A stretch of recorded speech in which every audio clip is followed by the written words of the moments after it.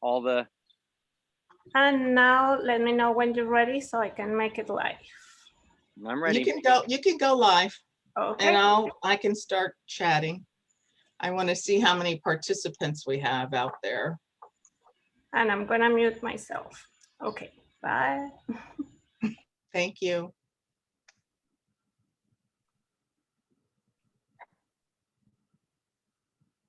Hello and welcome to Passport DC at Home and Japan in DC, a virtual bike tour featuring the DC cycling concierge himself, Jeff Miller.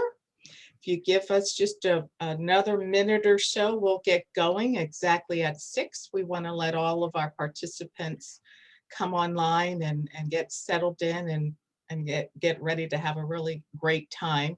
We appreciate your patience. We apologize for the inconvenience that we may have caused yesterday, but the rain was quite steady, and we really feel like water on the lens would have impaired your enjoyment of this experience. And in other words, we're sorry, today. Not sorry.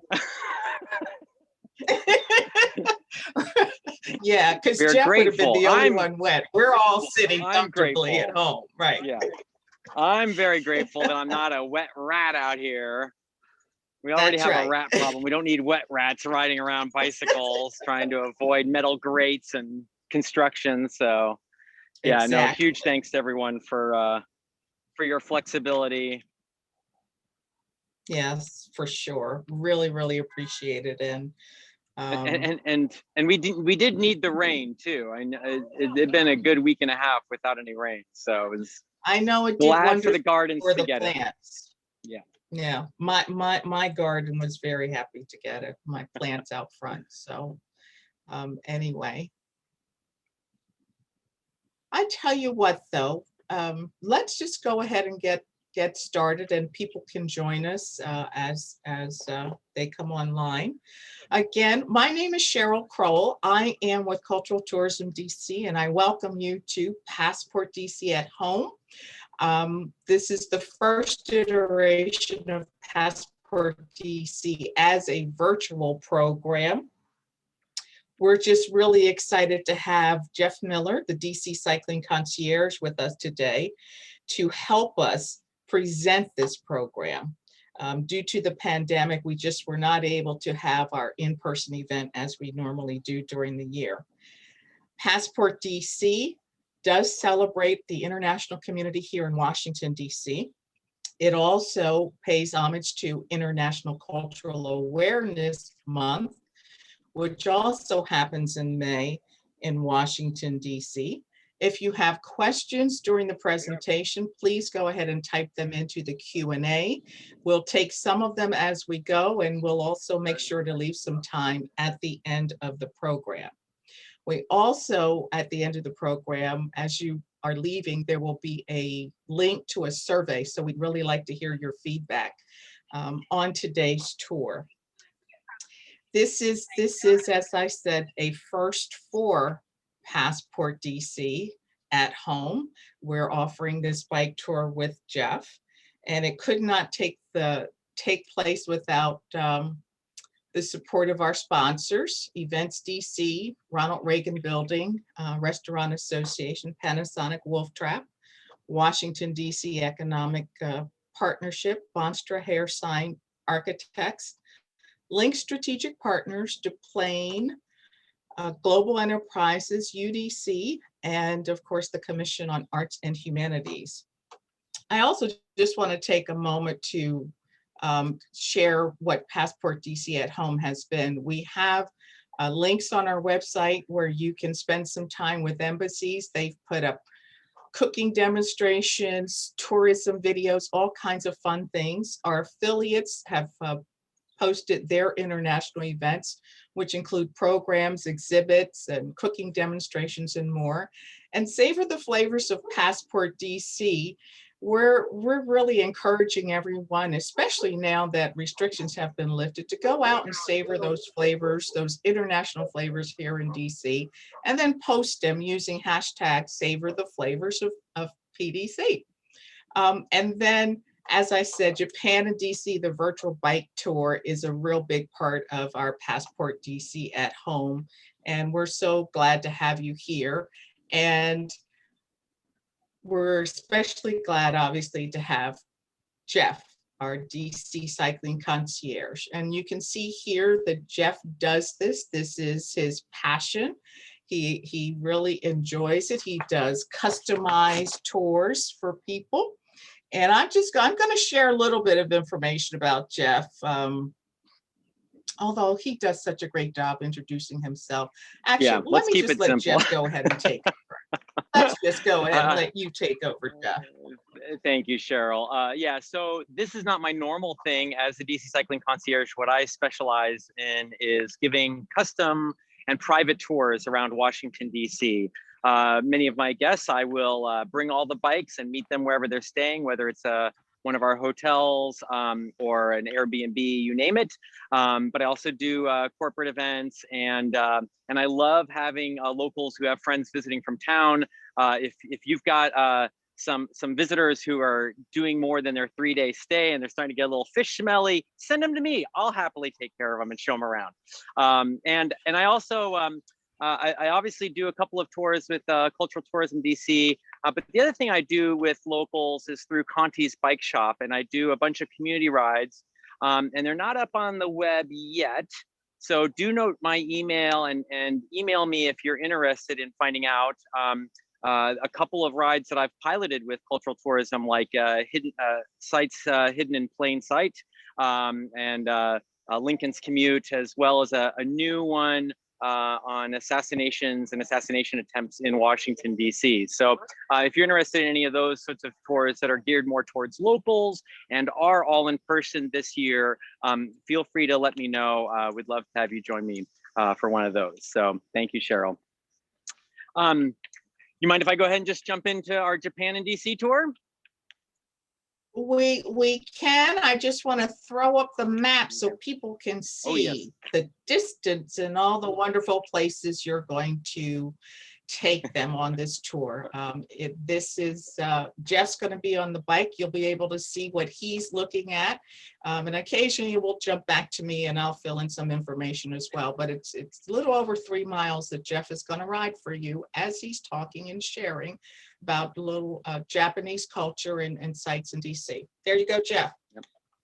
Awesome. Thank you. Well, again, thank you to everyone for your flexibility and joining us tonight and not 24 hours ago. Me and all my bike parts that would get rusty say a very big thank you.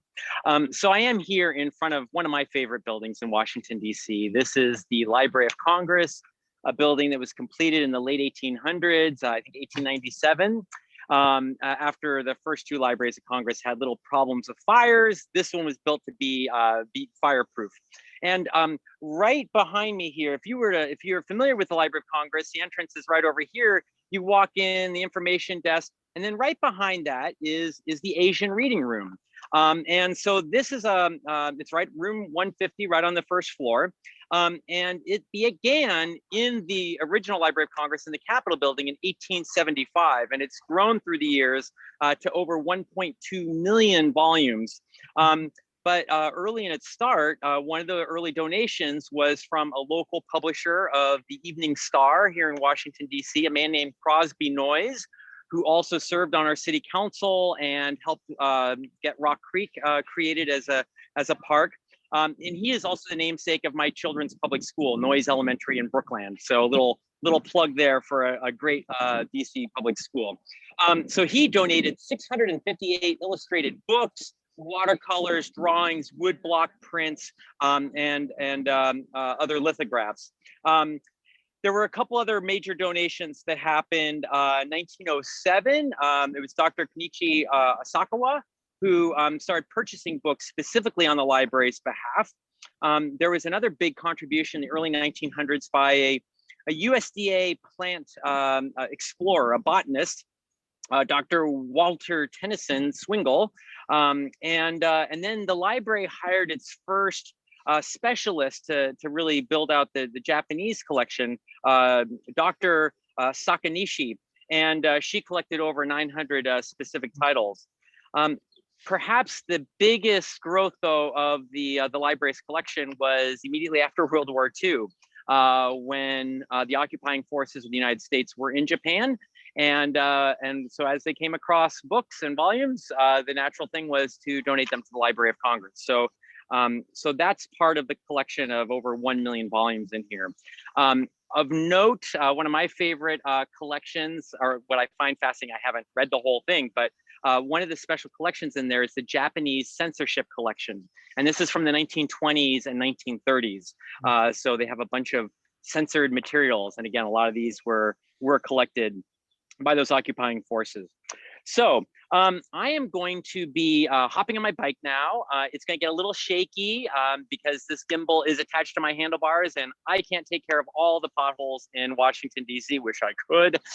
So excuse a few bumps and jars, but I'm going to try to show you a few things here as I ride along. I'm just going to switch my camera out so you can see where I'm going, and give me a second to get this going.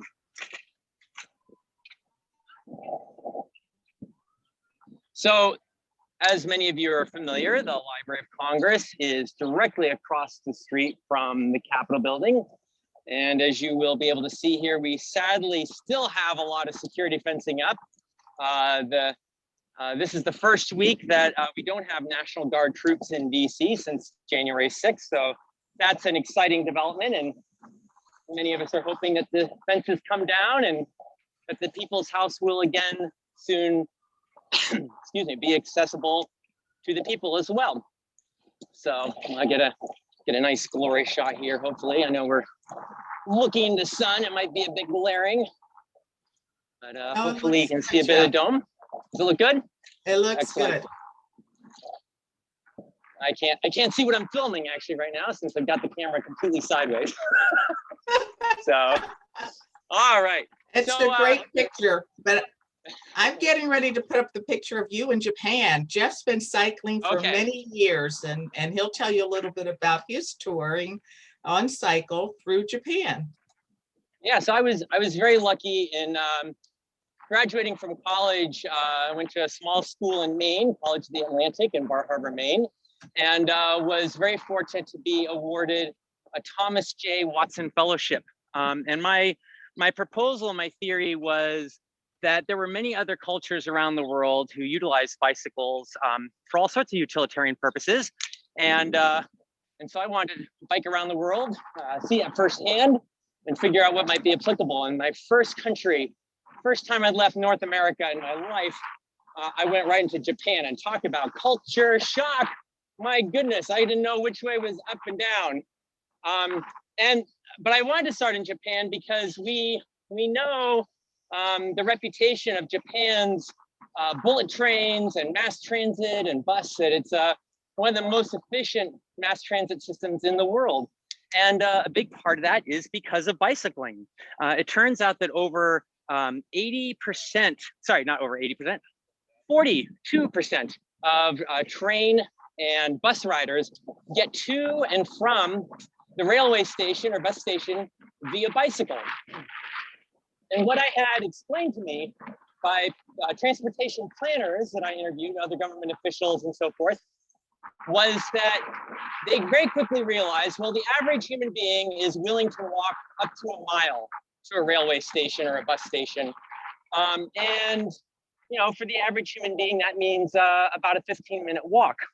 But they also realized that an average person for 15 minutes on a bicycle could cover 3 times larger of an area.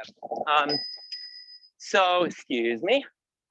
So by being able to draw out a 3-mile radius around each railway station, they were able to spread stations further apart and still serve as many people. That catchment basin, because you triple the radius, it's 9 times larger of a catchment area.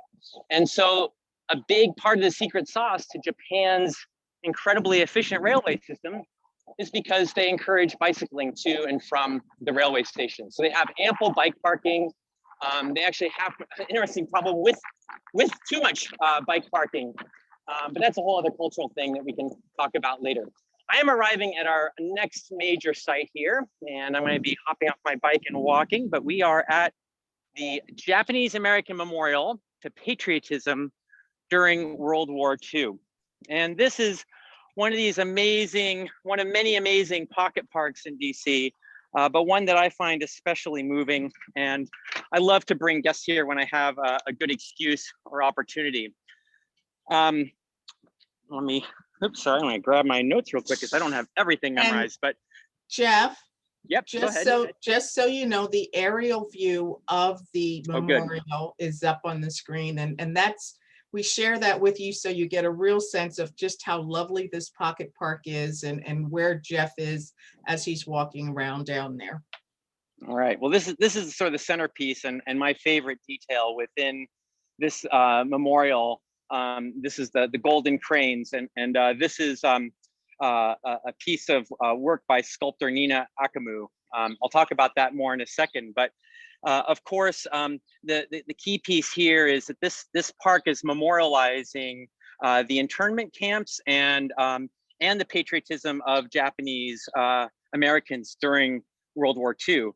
So as you may be familiar, it was Franklin Delano Roosevelt who created Executive Order 9066 in February of 1942. And basically this created military zones for persons of enemy ancestry is what they said. So really what this resulted was that by the fall of 1942, all Japanese Americans were evicted from their homes and relocated to one of 10 concentration camps. And here you can see on the wall the names of all these camps. The number here, of course, is indicating how many Japanese Americans were interred at these internment camps. So 120,000 Americans of Japanese ancestry were displaced for years. They were treated as potential spies. And often what happened was that you had families, 4 or 5 families, crammed into tar paper shacks. And of course, they were only allowed to bring what they could carry with them. And so the estimation from the US Federal Reserve is that there was over $400 million in losses of these Americans of property. And in fact, many never were able to return to their homes even after the war's end. People, and we see a bunch of these camps again, but I'm gonna highlight Tule Lake here because this seemed like a particularly bad one from some of my research. People who were deemed disloyal were sent to Tule Lake. This was a special camp that involved a lot of segregation. So this is even happening despite the fact that at the same time, there are 33,000 Japanese Americans, men and women, who served in the US military, including a secret military intelligence and language school where they trained both Japanese American and American troops.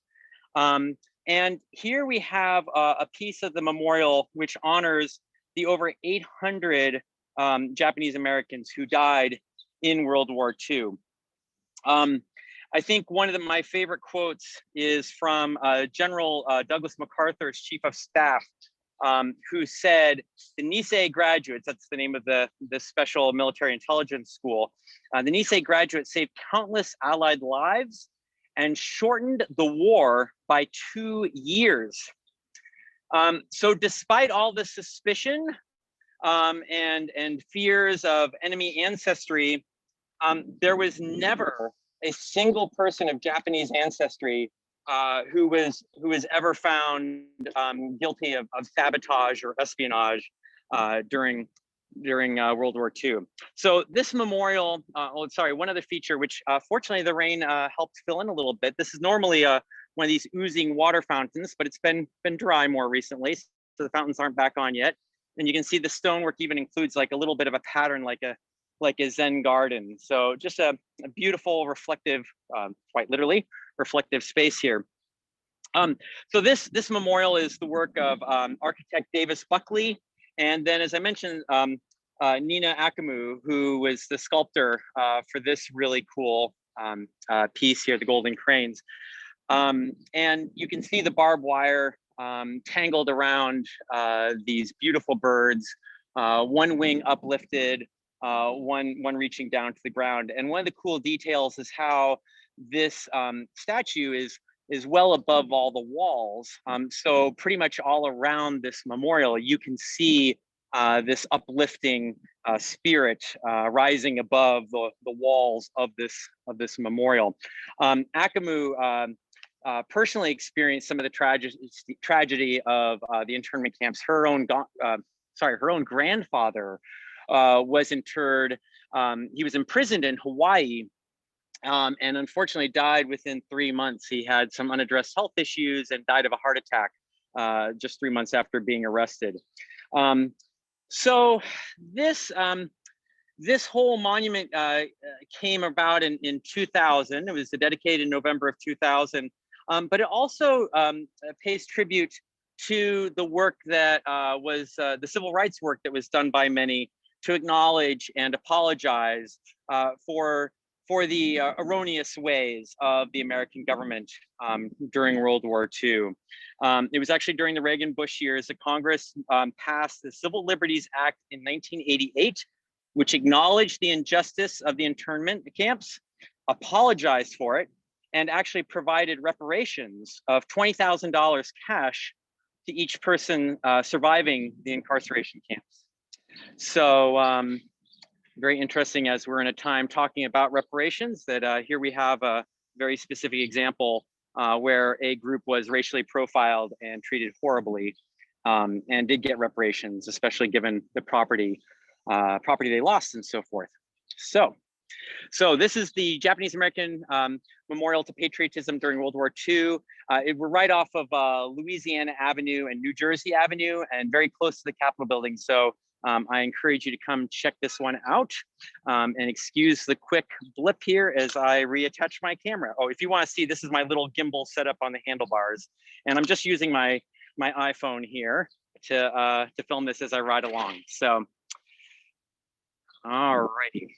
Very cool, Jeff. It is so neat to see the water and in the garden, though. That's really neat. It's a beautiful evening out here, and it's really fun to see the memorial in this light.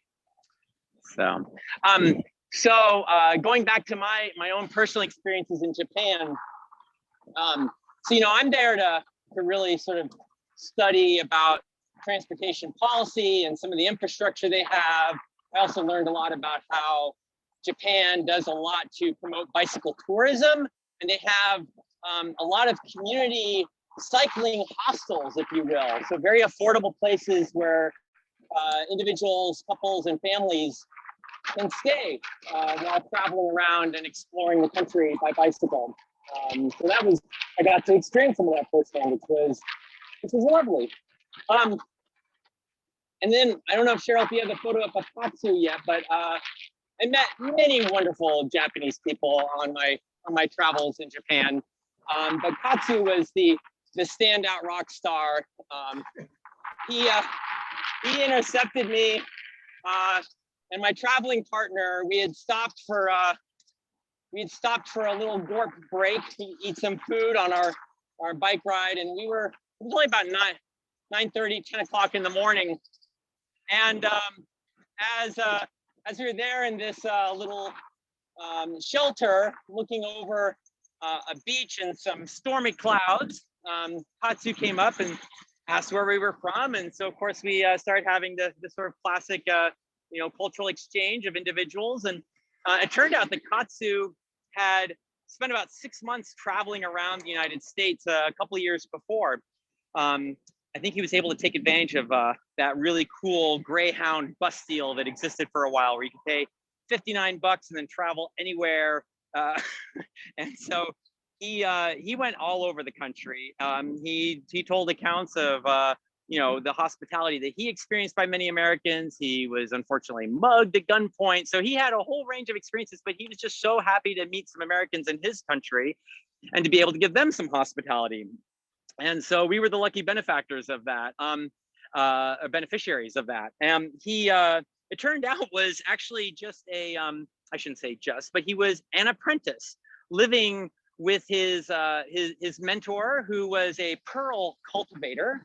and his wife. And so he takes us back to his house, his host family's house, and asks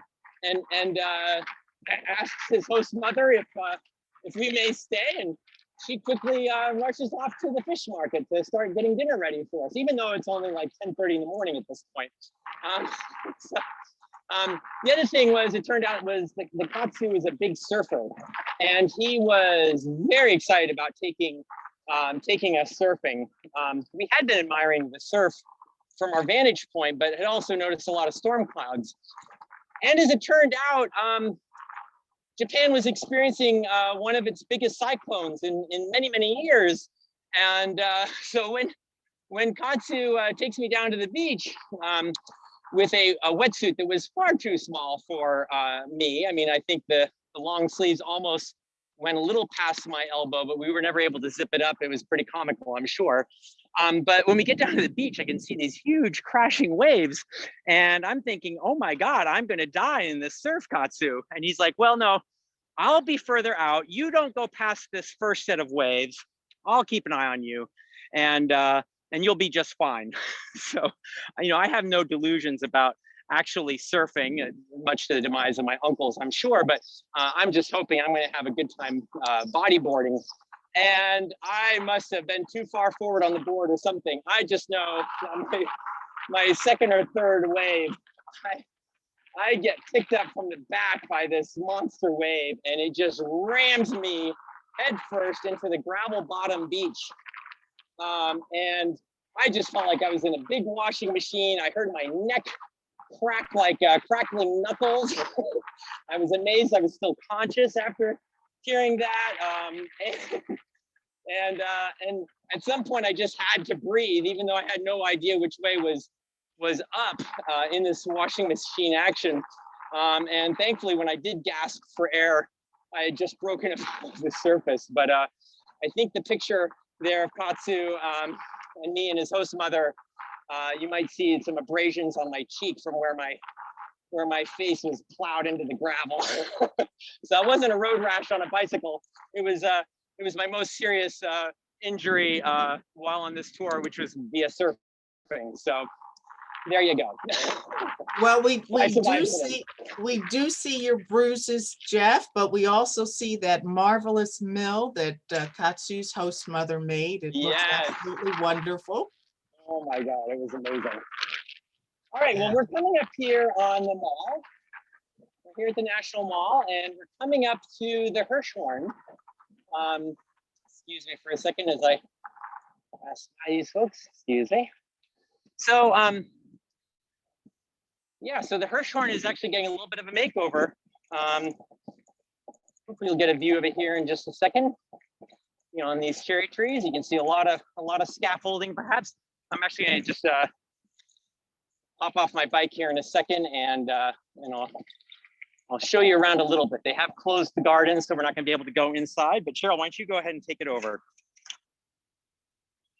Thank you, Jeff. Yes, what Jeff is walking up to the Yoko Ono's wish tree, which is there in the sculpture garden there, well, in the museum garden. And it's been on display there for a little while. It is now on display a flowering tree in the distance. And in person. Just a sidebar, when we did the rehearsal for the tour, all of the wonderful little handwritten wishes, which you see in that image that were tied to the tree, and Jeff walked up and he was reading some of the wishes, and it was great. And we're like, oh, this is fantastic. And then when we did the tour on May 14th, all of the wishes had already been what they call harvested. The staff had taken down the handwritten tags and sent them off to the Imagine Peace Tower. But as it is now, since it's virtual, the museum is accepting photographs of the handwritten wishes under the hashtags WishTreeDC and Yoko Ono.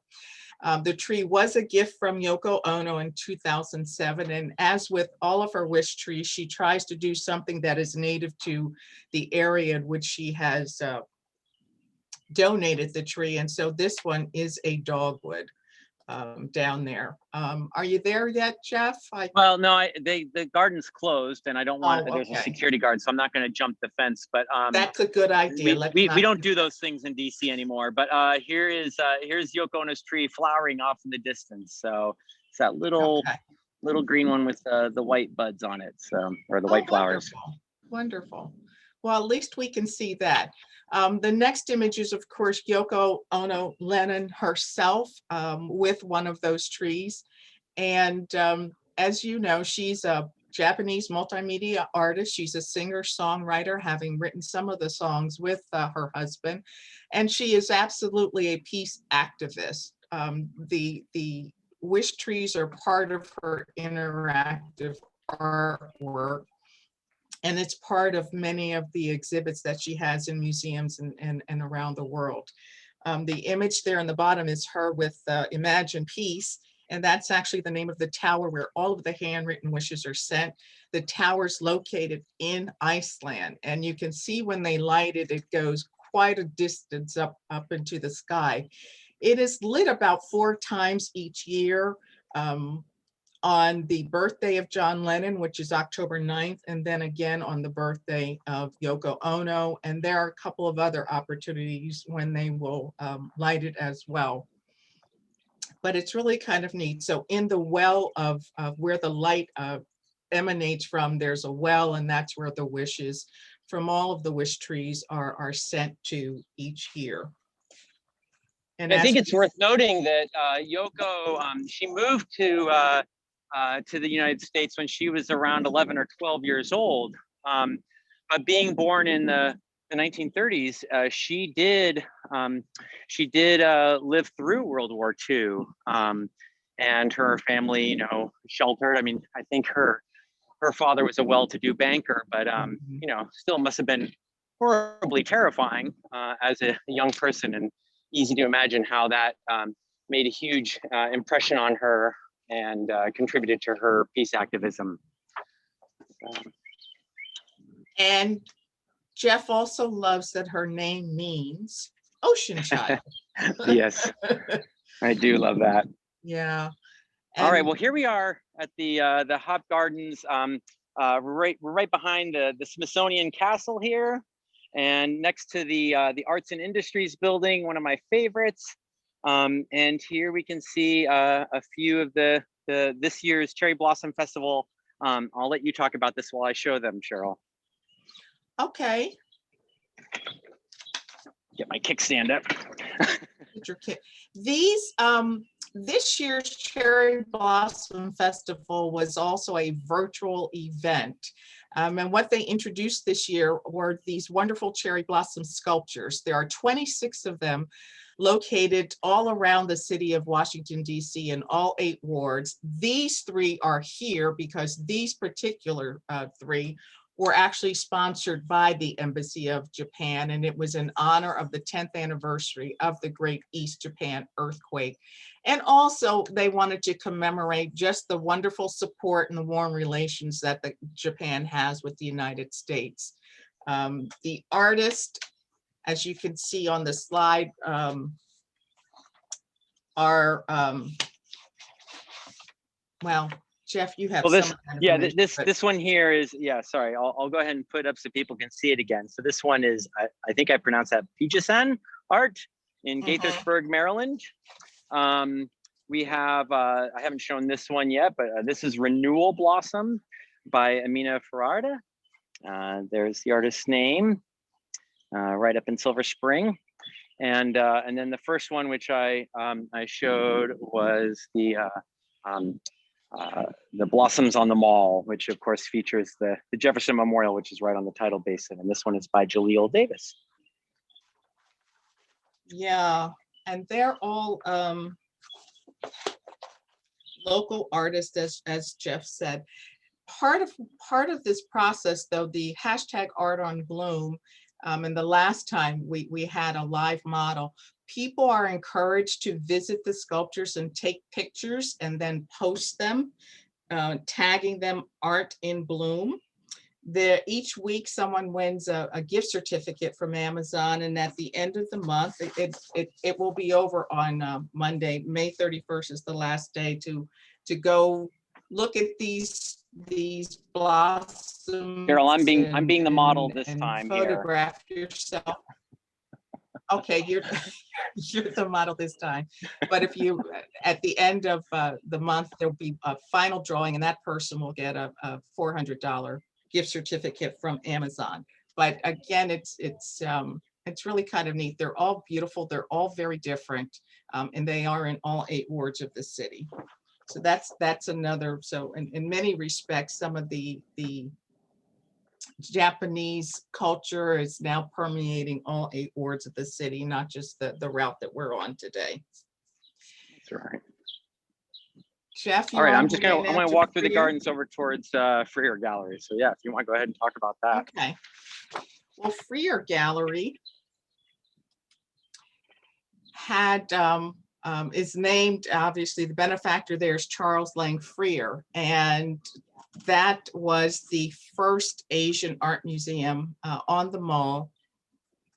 It is now paired with the Arthur M. Sackler Gallery, and the two together are known as the National Museum, the Smithsonian National Museum of Asian Art. But the Freer Gallery, Mr. Freer gave 2,000 works of art in his gift.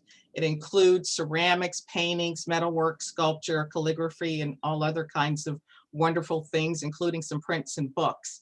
This particular artist here, Katsushika Hokusai, and the exhibit was called Mad About Painting. It was put together in commemoration of the centennial of Mr. Freer's death in 1919, and in celebration of the Summer Olympics in Tokyo, which would have happened in 2020, but as we now know, it's happening this year. So the gallery brought out Mr. Hokusai's collection. It's really wonderful because it's just so many different things, including these volumes. There are 15 volumes of just his doodles. And that series, it's just amazing to me, the intricacy of his doodles. But this was an exhibit that unfortunately did close in March 2020. It then reopened later in the year and had to close again on November 20th. It is now available online, but this was just such a highly anticipated and such a well-reviewed exhibit that, you know, people were just really excited about seeing it. But you can still see it online at the Freer Gallery website. And just briefly, as I said earlier, the Arthur M. Sackler Gallery is there. It opened in 1987 and became the second museum of Asian art. It too has quite a bit of artwork in there. I should also mention too, though, that the Freer also has the Peabody Room, which I think probably most of us have heard about. It was put together by Whistler. A lot of what's in there, though, is Chinese as opposed to Peacock, not the Peabody. The Peacock Room. I'm sorry, Peacock Room. Yes, that is a big difference. Thank you, Jeff. But the Asian art that's in that room is primarily Chinese. Excellent. Okay. All right. Well, so you can see the front of the Freer Gallery here. And I'm also going to just mention, because we're basically about to cross over 12th Street here on the National Mall. For those of you familiar, down towards the Mandarin Oriental on the end of Maryland Ave on the circle there is Art Tech House. And they have a couple of cool things that have some Japanese connections, including a visual, their Renewal 2121 is an exhibit right now. And the visual design on that is by Yuya Takeda. And that's happening through September 6th. And then down at the wharf, they also have an XR activated mural. So you can use an app and check that out. It gets pretty funky and cool. I'm gonna start writing again towards the tidal basin. And so excuse the little hiccups here as it gets going. And just add on the Yep. Art Tech, that Art Tech is a museum that's dedicated to cutting edge digital art. So all of the art that you see in there is digital. This exhibit by Yuya Takeda is, it's cherry blossom themed because it did open as part of the National Cherry Blossom Festival. But he places, this is considered a futuristic look. He is a 2D, 3D motion graphics designer who is based in Tokyo. And as you can see on the screen, if you use the code RIDEC, you'll get a discount on your admittance to seeing all this great work inside of Art Tech House DC. Thank you, Cheryl. Mhm. So as we're heading over to the tidal basin, I wanted to, I think a lot of folks are already familiar with the Cherry Blossom Festival and the amazing gift from Japan of the cherry trees. Not everyone's fully familiar with some of the backstory, so I'll share a few highlights of that I love. It really goes back to a remarkable young woman by the name of Liza Skidmore, who was a travel writer who first proposed the idea of the cherry trees coming to DC in 1885. So a good 25 years before the first cherry trees came. Sorry, I don't know why my gimbal is getting so funky there and making everything sideways. Stop and try to reset that. But the short of it was her wonderful idea really fell on deaf ears. There was a lot not known. Of course, by today's standards, I guess we could even consider it an invasive species and some of the concerns about all that. But it was really another USDA botanist and plant explorer who personally imported, his name was David Fairchild. He personally imported 100 cherry trees to put on his own property in Maryland. I'm gonna see if I can get this to correct again. So excuse me. And then I'm gonna get riding with traffic while it's safe to do so. So Fairchild imports 100 trees, plants them in his own yard, and they thrive. So that's done around 1906, and so 1909, he gives a presentation about how well the cherry trees are doing, and he invites Eliza Skidmore to come because he knows that she's been a huge advocate for him, and she is so inspired by this that she writes the First Lady and says, we really should do this, and tries again, and this time it didn't fall on deaf ears. For one reason, Helen Taft had lived in Japan. She had seen how beautiful the cherry trees were in the springtime, and so she responded to Eliza with some of her own notes and suggestions for how it could be improved and places to plant the trees. And then as it happened, the next day there was a Japanese chemist who was visiting with the First Lady, and she mentioned it to him, and he loved the idea, and he said, oh yes, we should do this, and I can get my friend the mayor of Tokyo to donate a couple thousand trees. And so letters go back and forth. She agrees to accept this gift, and by that fall, there are 2,000 cherry trees on their way to Washington, D.C. They arrive first in Seattle the end of that year, and then they make it into Washington, D.C. in January of 1910.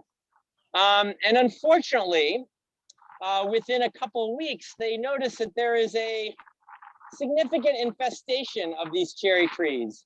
There's nematodes and a blight. So they're like, we can't really plant this new species, and God knows what organisms are living on it, for fear of, causing damage to the crops and agricultural essence of the United States. So they're trying to figure out what to do, and ultimately decide that they have to be burned.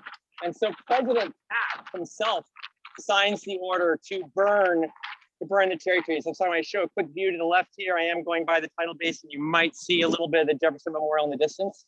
We'll get it again here in a second. I'm going to stop.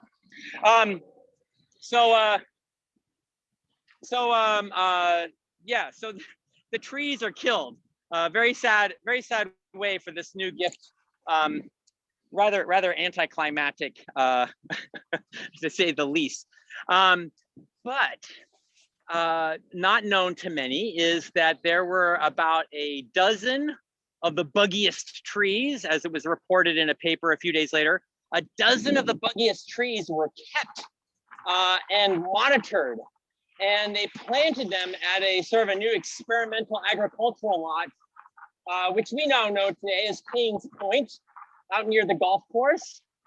And they plant these trees, they have nets over them, they have entomologists with all sorts of solutions to instantly kill and preserve whatever creatures come off of this tree, off of these dozen or so trees. But they also planted these trees pretty far apart. And I'm glad to report that having seen these trees up close, they are some of the coolest, gnarliest, and healthiest 110-plus-year-old cherry trees you could hope to see, in part because they're far away from the crowds. They don't get their roots trampled on, or their branches hung off of, or branches and blossoms picked off of, as unfortunately still happens despite plenty of information from the National Park Service discouraging such behavior. So there are about 15 trees that I've counted in this little special plot out at Haines Point, and there's a few places, including the Case Bridge, where if you look out during the cherry blossom season, you'll notice a grove of these beautiful ancient trees. So it's cool that they're still there. All right, we are coming up to where the first 2 cherry trees were planted in 1912. So long story short, the trees are burned. Of course, there's a lot of diplomacy that happens back and forth. And very quickly, the mayor of Tokyo says, no, we're going to send you 3,000 plus trees to make up for this embarrassment. And so they actually take, what's the word? They basically graft from this amazing grove in Tokyo. Sorry, I'm going to switch my camera around real quick. They collect propagates, as they're called, to show, to start growing healthy new young trees. And they collect about 12 different varieties, so they're not going to have a monoculture that is more prone to disease. So those trees arrive in 1912 and are planted right near here. There's a beautiful little rock garden and a plaque here commemorating the planting of those trees in March of 1912. And it was not only the First Lady, but the ambassador's wife, the Viscountess, I'm sorry, I'm forgetting her last name, who planted these trees. Fast forward to World War II, and obviously there's horrible damage done in Japan, including this parent grove of trees. And so in 1952, the American government sends propagates that they've collected from the trees here in Washington, D.C., and send them back to Japan. And so this gift of friendship is renewed again. And so 2 years later, in 1954, Japan in turn gives this little gift.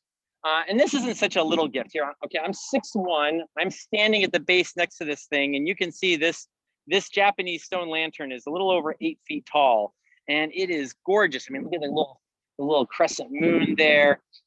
This bad boy is older than the United States. Sorry, I shouldn't give any gender assignment to it. This beautiful work of art is older than our country. It dates back to the 1650s.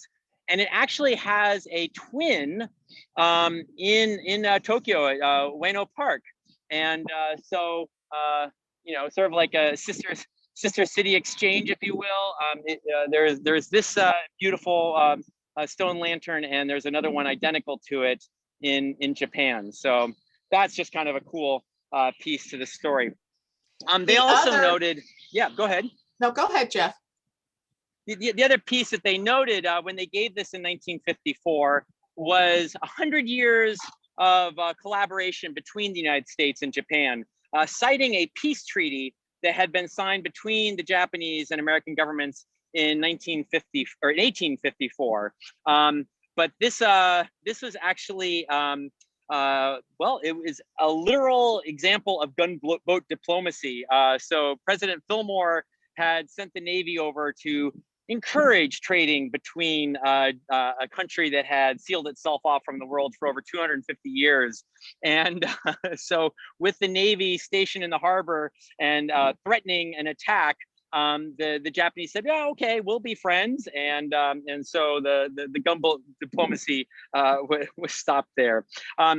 Before I leave the stone lantern, I'm also going to highlight that not only is this this beautiful structure 8 feet tall, it's also 2 tons of stone. So what I'm going to do now is ride very carefully, handheld here, because we don't have to worry about any traffic.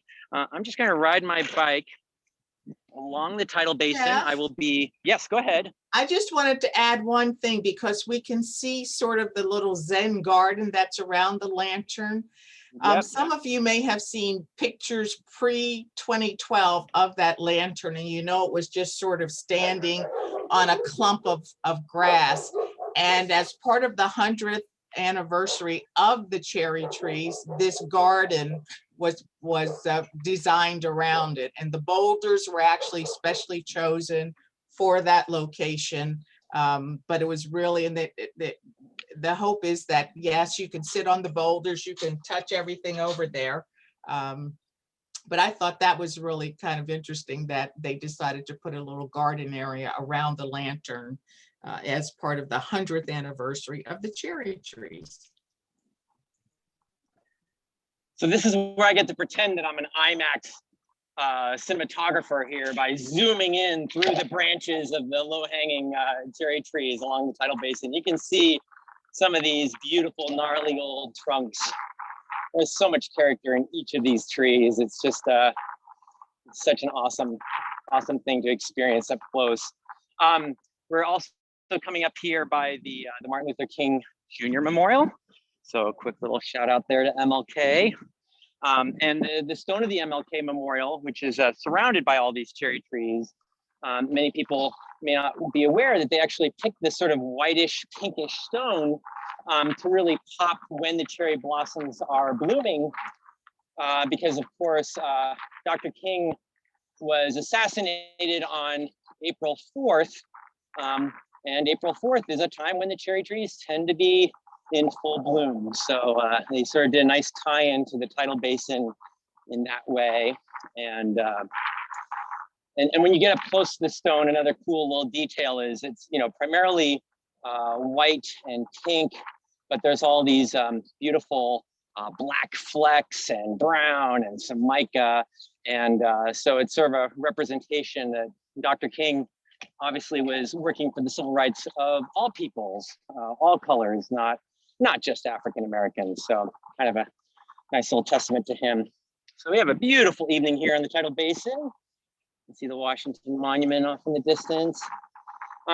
Just to the right, I'm going by the FDR Memorial, which I'm very happy to report has just turned its fountains back on after over 2 years of being turned off due to some plumbing problems they had. Their pump room was devastated in a flood during the winter a couple of years back. So if you haven't been down to the FDR Memorial in the last bit to see the fountains, it is back in its full glory. So I'm super psyched. I knew that was coming. This is the first I've seen it. But at the south end here, so you can see the Jefferson Memorial in the distance. We're coming up on the south end here of the FDR Memorial is our last stop of the day. Another another gift showing that reciprocation and friendship between the United States and Japan. And this one has a fun little twist to it and connection to the beginning of our tour. So I'll take one more view of the Jefferson Memorial. And then right here on the right, you'll notice this beautiful Japanese pagoda. Let me just park my bike over here. We'll get up a little closer to this beautiful sculpture. So this is a gift from the mayor of Yokohama, which is where that bit of gunboat diplomacy happened. And this structure is actually closer to 11 or 12 feet tall. It arrived in Washington, D.C. in 5 crates with no instructions of how to assemble it. And well, let's just say there were a number of government officials scratching their heads trying to figure it out. You can see here it was dedicated in 1957. And so thankfully, our good friends at the Library of Congress were consulted. The experts in the Asian Reading Room were able to help them figure out how to reassemble this cool pagoda. So so nice little connection back to the beginning of our tour at the Library of Congress. But this, yeah, so this is just a beautiful structure. This also dates back to the 1650s, and it weighs about 3,800 pounds. So glad it was in a couple of pieces, or it might have been really difficult to lift and move around. And then this giving back and forth has continued. In the 1990s, actually I think in the 1980s as well as the 1990s, there were more propagates that were sent back to Japan. There was in 1999 there were 50 trees propagated from a 1,400-year-old, and I'm going to butcher the pronunciation of this, but I think it's Uzumi cherry tree that's said to have been planted at the ascension of Emperor Kitai 1,500 years ago.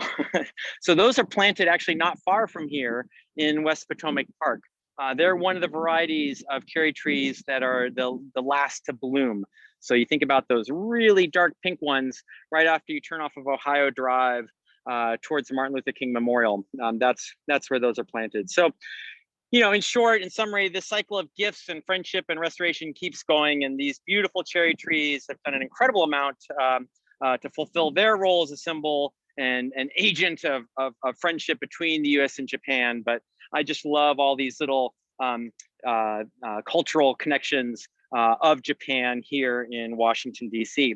So yeah, that's a bit of Japan in D.C. Sorry, I'm going to try to flip my camera back here. I'll also mention that the DC Cultural Tourism also has their international trail, which includes a few more really cool spots with Japanese connections. Obviously, the Japanese Embassy, but also the Arboretum and the Bonsai Museum, which I don't believe has opened up yet, but hopefully will very soon.